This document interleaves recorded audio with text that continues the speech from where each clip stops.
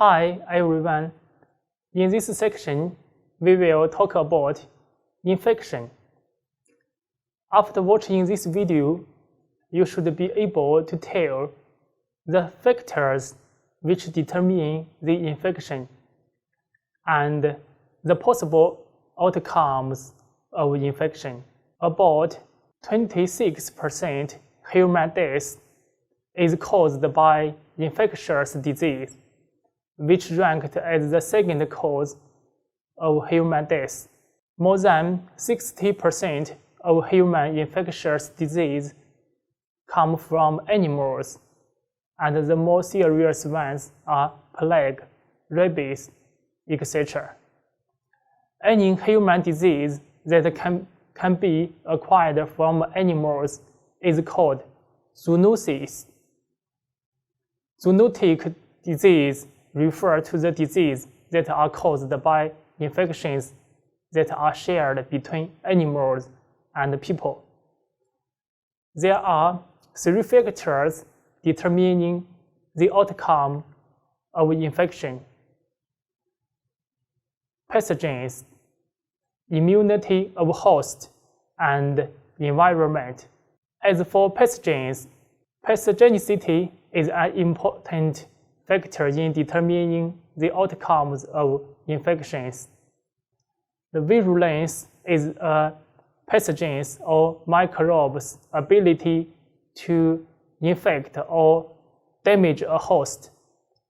Because of the virulence of different pathogenic bacteria varies, the number of individuals needed to cause their host disease is also different.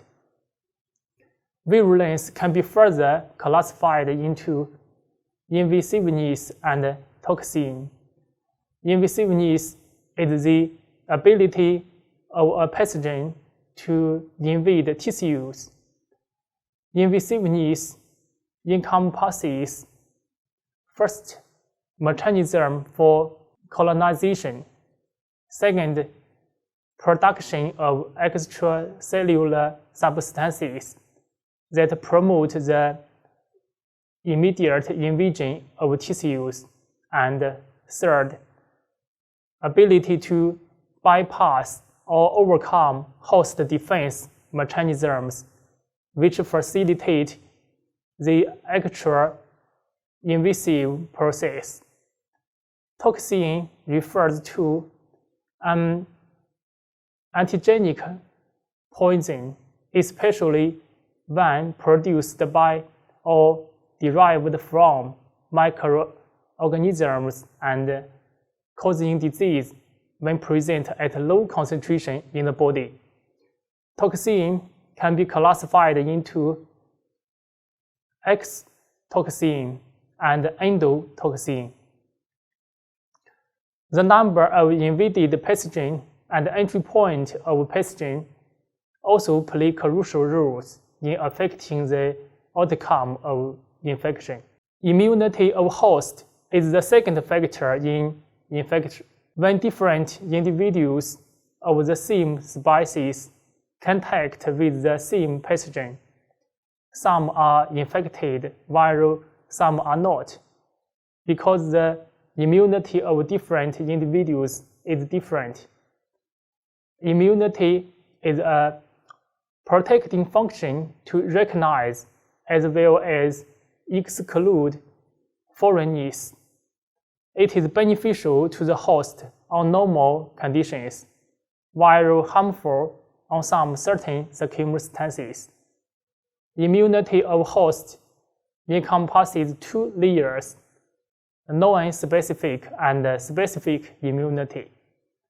The non-specific immunity refers to skin barrier structure and phagocytosis, while specific immunity refers to humoral immunity and cellular immunity. Environment that can affect virulence, number of invaded pathogen, and entry point is regarded as the third factor affecting the outcome of infection. nosocomial infection should be emphasized among these environmental factors. It is also known as hospital-acquired infections, which are newly acquired infections that are contracted within a hospital environment. There are three possible outcomes of infection. They are apparent infection, inapparent infection, and carrier state. Apparent infection means the pathogen can cause clinically apparent symptoms. It can be further classified into acute infection and chronic infection, according to the duration of corresponding disease. For example, some disease such as cholera can last for several days, while some disease such as AIDS can last up to dozens of years. Inapparent infection means the pathogen responsible for an infection is silently causing damage to the host.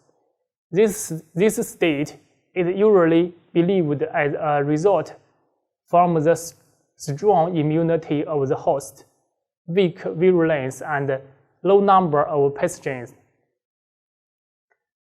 Carrier state means a person or animal that harbors a specific infectious agent without discernible clinical disease and serves as a potential source of infection. A person with carrier state can live healthily while passing pathogen to others, leading to disease.